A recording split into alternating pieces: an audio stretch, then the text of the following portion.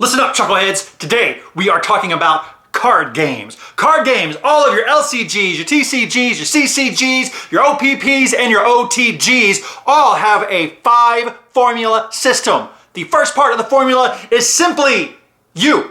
Yes, you. This isn't some meta-contextual thing where the card game can't exist without you. You are a part of the card game. You either represent yourself, some kind of character, some kind of magic person or superhero or some junk, but there is always a you. 2, there is always some type of resource that needs to be managed. These types of resources are your manas, are your resources, and your various different things. Sometimes they can be the cards, but you're always trying to manage a resource.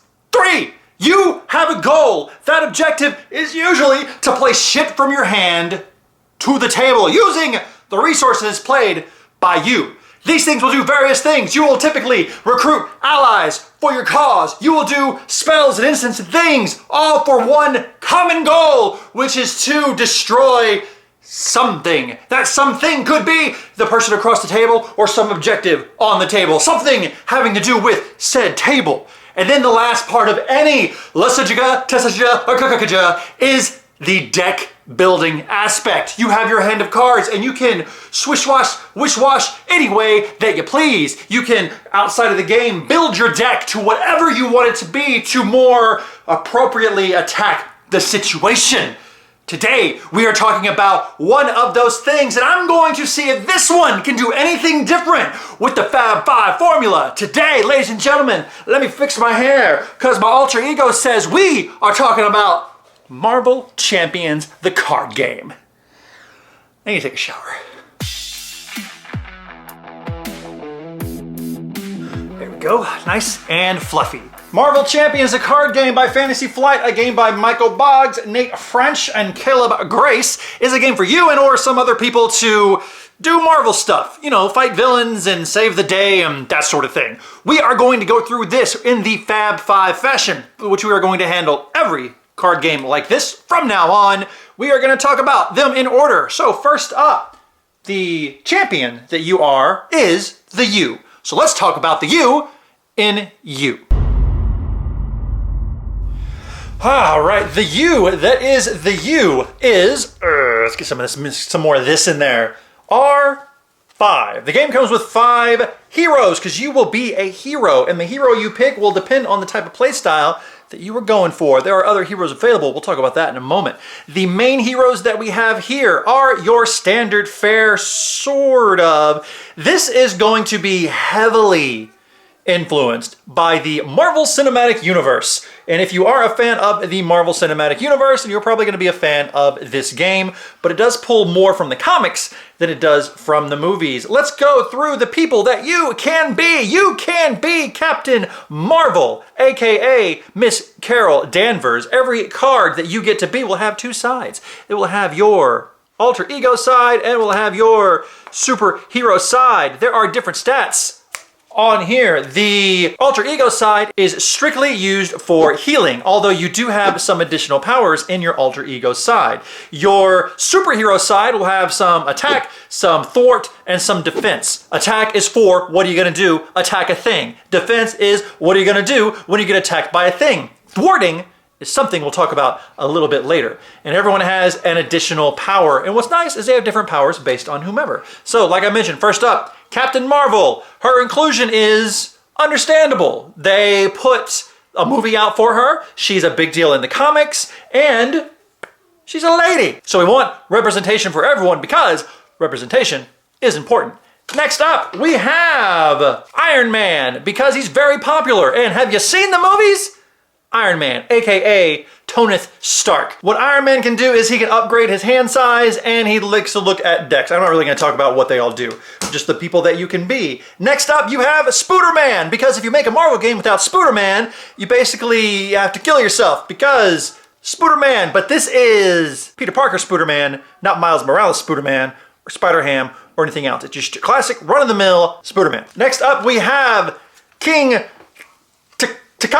T'Challa, Black Panther. We have Black Panther. Now, Black Panther is in this, I believe, solely because he is super awesome in the movies. The comic book character is around, but he's not as popular as he is in the movies, and once again, representation matters. And then we have my favorite, the odd pick of the bunch, considering there's no movie with her. There is only a few comics that she has, but she's pretty popular in the comics. She's in everything. I don't really understand how, but I love her anyway. Ladies and gentlemen, Miss Jennifer Walters, aka the She-Hulk, or just Hulk these days. She is awesome. She is, as you would assume, very, very strong. But what's cool about her alter ego side is it's still the Hulk, but she's an attorney, and that's neat. She gets to interrupt things by saying, I object, and that's fun. These are the 5 heroes you will be. So grading this as far as the U, that is the U in the U, these U's are pretty good. They run the gamut of the, oh, that's neat, to the, of course, to the, I guess. These are not the 5 I would have chosen. Some of them I would keep in here because, as aforementioned, gotta have Spider-Man. For Iron Man or Captain America, I think for a punchy guy, Captain America is more interesting, but Iron Man's fine, I guess.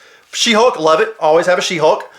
If you don't have a regular Hulk, give me a She-Hulk. I'm happy with that. Black Panther, awesome. So I think Captain Marvel's the only one that I think I maybe would have replaced in the base game.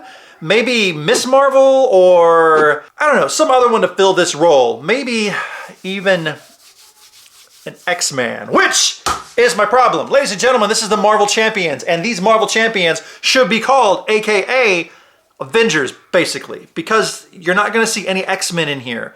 You're not gonna see any Wolverine, even though he is technically an Avenger. You're not gonna see a Beast, you're not gonna see my boy Cyclops, you're not gonna see a Colossus, a Jean Grey, a Rogue, a Gambit, a Shadowcat. You're not gonna see the X-Men, and the X-Men are my favorite, but they're not in this game, and they're not in any of the expansions, and that is a goddamn shame. It seems like Marvel is Avengers and not Marvel, which is kind of a bummer. All right, so you got your person picked. You looked at the bottom, and it gives you your hand size and your hit points. You're gonna take this right here, and you're gonna move your hit points around. It's gonna control how much health you have. And then that is it, but you have to be noticed because when you Hulk out or unhulk out, your hand size will change. So your alter ego side can usually hold more cards to prepare, but your superhero side is just made for punching. Now that we have our character, you have your hit points, now you get your deck of cards. Now with these cards, we are gonna talk about specifically how you use. Every game has a resource cost. Your Magic has your manas. Your Lord of the Rings has something literally called resource tokens. And this one, your resources are here at the bottom. So here you have your science bits and your punchy bits and your lightning bits. And there's another bit in there. I think a green bit for more punchies. No, wilds. Ha. And every card itself is going to have a cost. Look at these costas. 3, and I don't know what that is. That's a different thing. We'll talk about that later. 1s and 0s and 4s. But how do I pay for these? There are no resource tokens. That's what we're talking about down here. All these little doohickeys, these are your resources. So in order to play Shuri, then I have to get rid of 2 resources. Now there's no restriction on the resources I can use. I can use any combination of these, and some cards have multiple resources on them.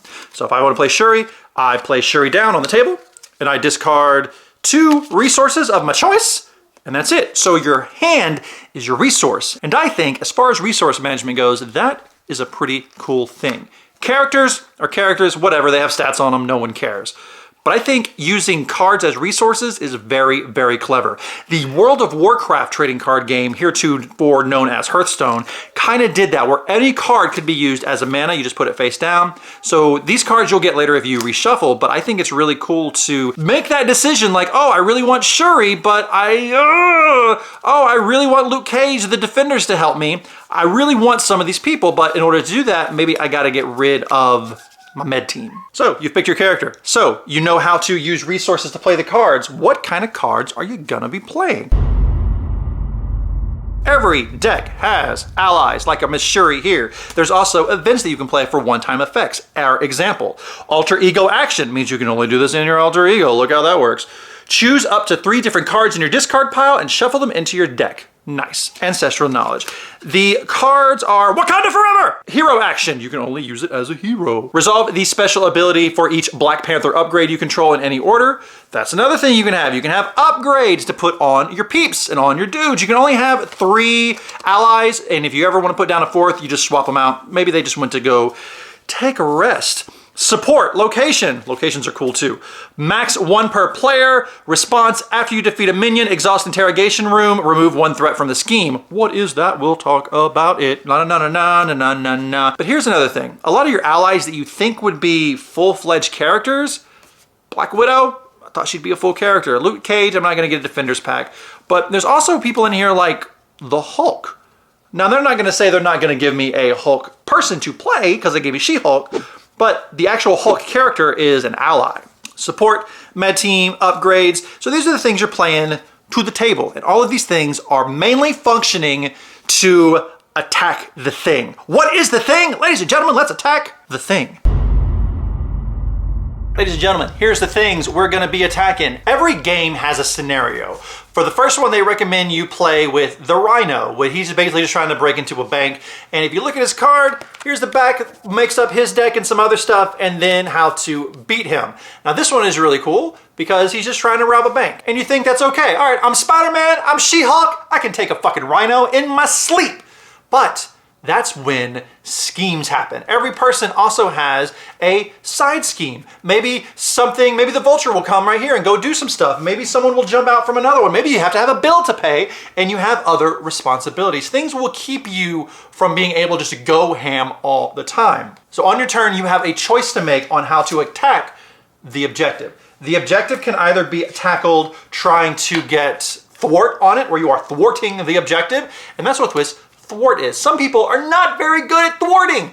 Spider-Man, he's not a thwarty guy. He's a punchy guy and a sturdy guy. So on your turn, you can choose to thwart. And then with that case, you take your thwart and you put it on here and you are thwarting the objective. Another way you can win is just by beating the shit out of something. So if you don't want to thwart the objective, you can attack the Rhino or the Claw or Ultron. So here we go. So when you beat up version 1, bop, bop, bop, boom, you just punch the shit out of Claw. You punch him, and then when you beat him up enough, the second one comes out, and you beat him up enough, the third one comes out. And you just keep beating his shit until he is dead.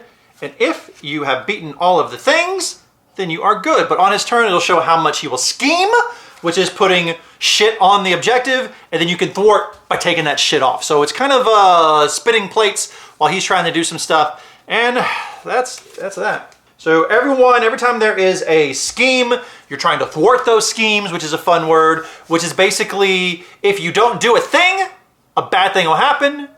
But if you do a thing, the bad thing won't happen, all while you're trying to beat up a bad guy. So we talked about the person that you get to be. Kind of cool. We talked about how you pay for resources. Super cool. We talked about the things that you can play to the board. Kind of okay, because I really thought I could just be a war machine. But the things that you're trying to use those cards to do is to thwart schemes and beat up bad guys, and that's cool. Now let's talk about deck building. Deck building is my least favorite part of literally any kind of these games. I just don't like that feeling of making my own deck to try to do something and blah, blah, blah, blah, blah, blah, blah. I don't like it. But this game does make it easy. There are recommended decks you can play with, and the game manual. There are 2 in typical Fantasy Flight fashion, and these are the deck customization rules. It's not too complicated. You get to choose 1 hero, duh. You can have a minimum of 40 cards, a maximum of 50 cards. Okay, who cares? Player's deck must include each hero card associated with it, so every hero comes with their own few cards that are specifically tailored for them. For example, here's some Iron Man cards. So obviously I can't put a Supersonic Punch or a Repulsor Blast on Spider-Man, but it's your game, you can do whatever the fuck you want. But that's the idea. So you have to have the Iron Man cards, they're usually 15, and they will take up a good chunk of your deck, and that is what I do like. I do like that if you choose a hero, you have to have a specific number of their cards in the deck with you so it can kind of guide you in the right direction. I think that is what makes the deck building in this game a little more easier. Wow, that was some terrible grammar. A little easier than your standard do whatever you want kind of thing. So I do like that about it. Player may choose exactly 1 aspect to use for customization. What are aspects, you ask? So every card has an aspect. So look down here, protection. Other ones will have also protection. Maybe one doesn't have protection that I can find.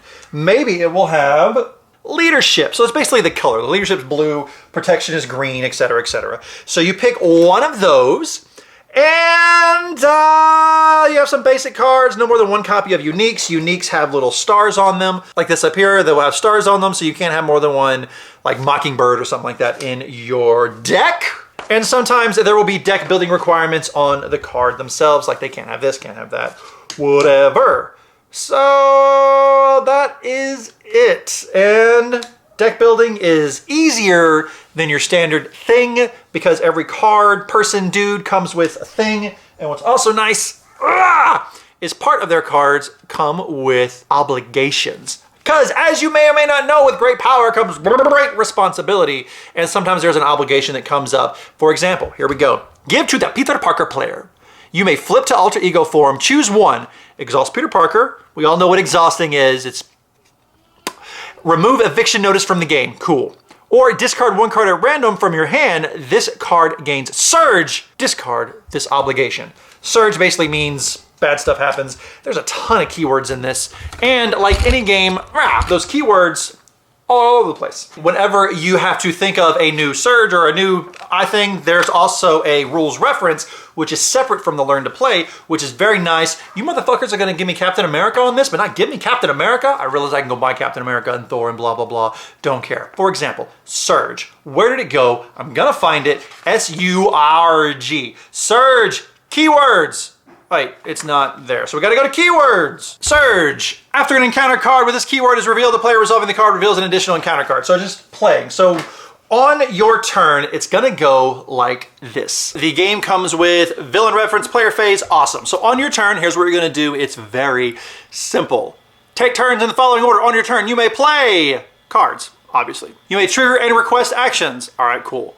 Use basic attack, thwart, recovery powers. Change your form once per round, so you can't go back and forth wishy-washy, and then end your turn. After all players have finished their turns, each player simultaneously discards any number of cards in their hand, draws up to their hand size, and readies each exhausted character. You don't have to worry about exhausting a character and not having them be ready for a fight later, because after your turn, 'tis the villain's turn. The villain can do the following. Place threat on the main scheme. The villain will have a number of threat that could go in the main scheme, and they just add it on there. It's no big deal. The villain and each engaged minion activates once per player in player order. Activating is different if you are in your hero or your alter ego form. If you are in your alter ego form, it's easy. They scheme, whatever. You just put some things on there. But if you're in your hero form, then the enemy attacks you, and you can defend if you want to. Like they're attacking you as Spider-Man and your health, which is on this thing. So they're attacking you. You can defend, and if you defend, you have your defense, which will be taken from it. But you don't have to defend. You can just take it like you like it. Or you can defend. Now, here's the problem with defending is that whenever you are issued an attack, so they're gonna attack for a certain amount. So for example, let's say some idiot is about to attack my She-Hulk. How dare you? You mean? You mean. You're attacking my She-Hulk. So what we're gonna do, we're gonna say this Hydra mercenary has somehow engaged with the She-Hulk thinking he has a chance. Let's look at this Hydra mercenary. All right, as you can see, he has a scheme of nothing. So if he schemes, it's not gonna be a big deal. And 1 attack and 3 health and some other shit that he can do. So that's no big deal. But whenever he is played, you are also going to deal a card, face down next to him. And you're like, oh, what is that card for? Well, if he's scheming or if he is attacking, it's gonna function the same thing. So come back to me. So the Hydra is gonna attack 1+. Then you flip this card and everyone gets one of these. Look at these. Look at these little things at the bottom. Make sure they're in focus. We have these 2 little things at the bottom. I don't care about anything else on the card. It could be the worst card in the game. You don't care. So you're gonna take those 2 little bits and you're gonna add them to his attack. So now this motherfucker attacks for 3. If he was scheming, he would scheme for 2. And that is how that works. And then you would defend, and then you would take damage and etc. And there's tokens to keep track of the damage. And if you scheme, it's the same thing. They scheme, they flip a card, they get a boost, whatever, cool. Then deal an encounter card to each player. Each player reveals and resolves their encounter cards in player order. Then you pass the first player token. Here's the thing. The villain activation is different than the encounter. So for example, whenever you get your encounter card, it might be a villain or something, a little henchman that'll attack you and they'll just attach to you and you gotta prepare for them the next round.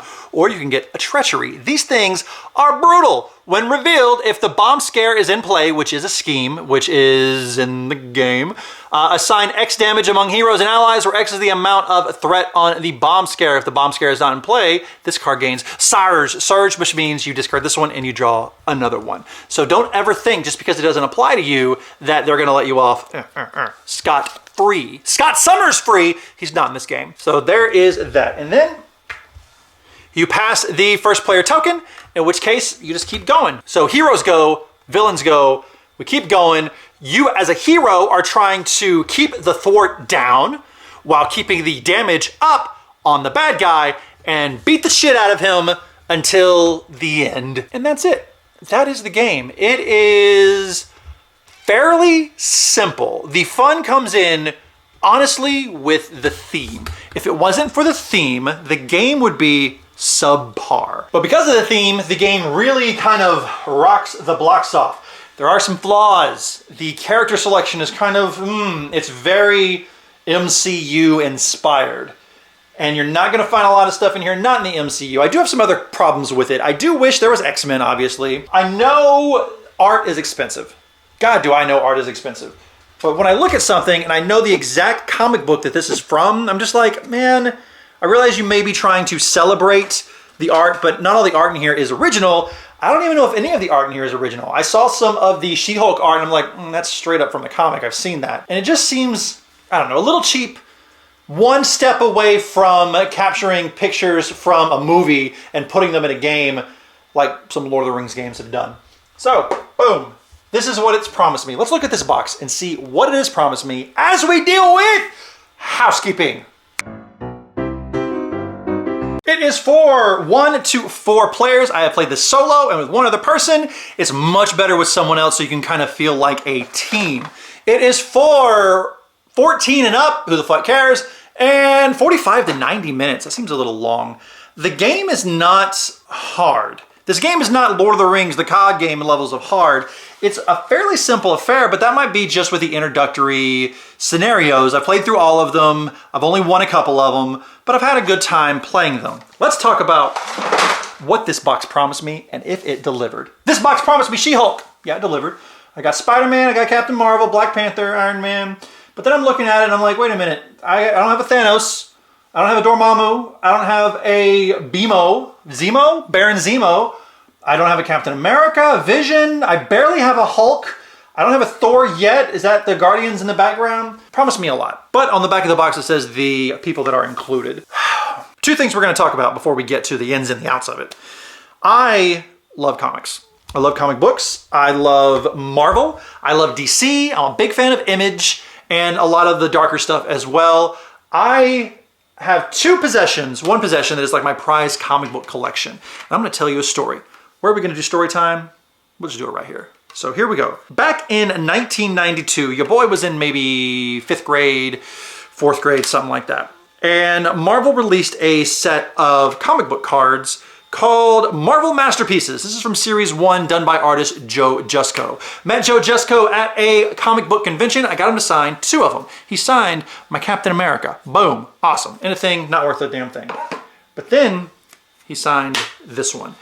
And like many kids from the 90s, my love for Marvel starts with the X-Men. The Marvel comic was a huge thing in the 90s, and even bigger was the Marvel TV show on Fox, Saturday mornings, came on at 10 o'clock, X-Men. You know the song. Night of the Sentinels, episodes 1 and 2, I even had it. It came with a Pizza Hut VHS that I watched over and over again. Here's one from a pro. Don't get a moonburn. I've seen those episodes so many times. X-Men, to me, is Marvel. And then the X-Men movie came out. I saw it 5 times in theaters. Watched Spider-Man. And then anything that came out that was comic book related, I had to get my hands on. And ladies and gentlemen, this was about the time when I obtained this. This is the Wolverine vs. Sabretooth Series 1 of Marvel Masterpieces, signed by Joe Jusko himself. It was one of the holographics. Look at that fucking art, man. Oh my God. That is my comic book life right there. How did I come by this card? I will tell you, I was in the 5th grade. Some jabroni brought it to school and I knew it was his, but then it was just laying in the floor on my way to the bathroom as if to say, Billy, I have a new owner and it is you. So I took it, I held on to it, and I've had this motherfucker since the 5th grade. That is a lot more years than I want to count. And then I knew one day, I was like, my goal is to grow up and tell Joe Jusko this story. And I told it to him and, you know, never meet your heroes. And when I was a kid, I was a comic book collector, but not so much a comic book reader. I loved Batman and Superman. I was a big DC guy and I didn't really lean over to the Marvel stuff too much. Obviously, I'm aware of your Hulks and your Captain Americas. I'm not a fucking idiot, but I was an X-Man boy. And that was highly influenced by the X-Men cartoon. Why did I like DC? Well, because of the Batman movies and the Batman animated series. Those things led me there. And now we're in a world where Marvel is not X-Men anymore. Marvel is the MCU. So we get products like this. I know there's probably copyright reasons and shit like that, but I really wish there was some goddamn X-Men in this. I didn't get them in Marvel Infinite. I'm not getting them in a lot of things. I barely got them in my Ultimate Alliance 3. This game, I need it to have some X-Men because that's what I want. That's what I identify with. That's what I think tells the best stories. This idea of civil rights seen through a comic book is X-Men, about being different and it being okay no matter what because there's someone out there who will accept you. That's what X-Men is. Much in the same way, I cannot identify with Batman being a billionaire, Tony Stark being a billionaire, an alien landing on something, being an Amazonian, or anything like that. I can identify with feeling super awkward as a teenager and then somehow being blessed with some kind of mutant ability because of it. Not that I was chosen, just that, oh, I was so weird and now I can manipulate rubber. I don't know. Gomu Gomu no. And I really identify with those kind of characters. Even so much, I also identify with the Hulk, the Shazam, the idea of it being one person, but then if this thing happens, I can be someone else. If I just get mad enough, I can turn green and just, But yeah, the X-Men spoke to me as a kid. They speak to me as an adult, but they're nowhere to be found in the games. Did it fall to the game? Not really. Let's talk about one other thing. Boy, there sure are a lot of rules. A lot of rules reference, a lot of moving parts, a lot of things to remember when you're trying to sit down to play Marvel Champions. And admittedly, the coolest thing about it is the way the resources work and just feeling like you're being Marvel. But when I want to be a superhero, what I don't want to do is worry about being evicted, even though it's very thematic. It's like thematic to a fault. There's so many things to do and so many cards and references that you can get wound up in that's very, very cool. But if I sit down and I want to be a Hulk or an Iron Man or a Captain America, I want to play the parts where I'm punching something in the goddamn face, not when I'm arguing about politics and the Sonovia Accords. That's not what I'm wanting to do. So Marvel Champions is to a game like Tekken 7. Tekken 7 is a wonderful game. It is got some really good meat on its bones, but it takes time and dedication to play, to learn the ins and the outs, giggity, of the systems. Marvel Champions is that Tekken 7 style game, where a game like 5 Minute Marvel is your Super Smash Brothers of this type of game. So what do you want more? When you are sitting down to play with your friends, let's say you have 3 people over and you want to play a game, are you the type of people who will jump on some Tekken 7? Or do you just want to punch the shit out of some people and have a good time and not even really worry about anything? Rules don't matter. Sure, you can strategize, but really, you just want to throw a squirrel at Thanos and see what happens. Or are you wanting a more cinematic experience in this? So here we have your movie, here we have your cartoon. Here we have your super in-depth, what do I do? Let me get my deck together to try to do the best do I can do. I want to be the Spooderist of Spoodermen. Or do I just want to throw my shield at something and Hulk out? That's what you need to decide. Do you want this big, epic, Baldur's Gate style experience? Or do you just want a dungeon crawler Diablo style thing where you just want to go and punch some bad guys? These are the questions that I ask myself when I'm looking at the Marvel Champions. And as we know, 5-Minute Marvel is in my Hard 100. It's very good. I love the art. I can explain it. It's very simple of just like, let's fucking go, guys. Play the cards, do the thing. Now, Marvel Champions, though. This is one of those games that I had a great time playing. I don't think it does enough different with the Fab Five to make me really have it stand out among its peers. I get to play a superhero. Oh, that's neat. I already have a game that does that. And I have a Kickstarter game that's on the way that also does that. Okay, well, I can play resources from your hand. When you play your cards, the cards are resources, so there's some hand management. Oh, that's really neat. I actually do like that. So is there a restriction to the type of resources that I have to play to do the thing when I'm... No, you can play any resource for anything. Most of the time. Okay, well, I guess that's fine. The things that you're playing on the table, well, that's the coolest part. I can play Hulk, I can play Captain America, I can play all these things at the table, repulsion blast, bam, play these cards that are cool. All right, that's the coolest part of the game, is playing the cards of the thing. But then again, I only have a hand limit size of 5 or 6. And if something is 3, I know I can play that 3, but oh, okay. The thing that I'm doing that I'm attacking, I'm not attacking my friend, we're attacking a cooperative objective, and that cooperative objective is pretty cool. It's just some plate spinning and like, oh, do you want to do, oh, I can do this. It's a really good puzzle to solve. Admittedly, the best aspect of the game, but this aspect of the game has been done better in other games. So, not too original. And then the deck building aspect is probably one of the best deck building experiences that you're going to have outside of, say, Netrunner. I think Netrunner has a really good deck building experience where you are picking the type of thing you want to go and you focus really hard on this one thing and then you go. Like, for example, I was the NBN and my goal was to basically nuke Phil into the stratosphere, and that was fun. So all being said, I love She-Hulk. Thank you so much for putting her in the game. That's the main reason I got to play. I wish 5-Minute Marvel would introduce some new characters, but I'm okay that they don't. And the new Marvel United from CMON coming out sometime next year will also have a She-Hulk, but also a regular Hulk and a Hawkeye and all of these other characters that I feel like I'm being drip-fed in this game.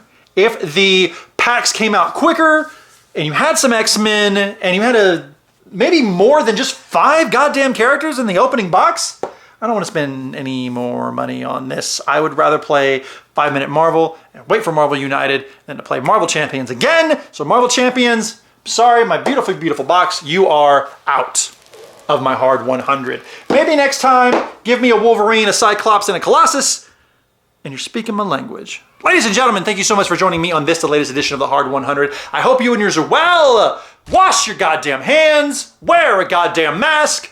Peace out.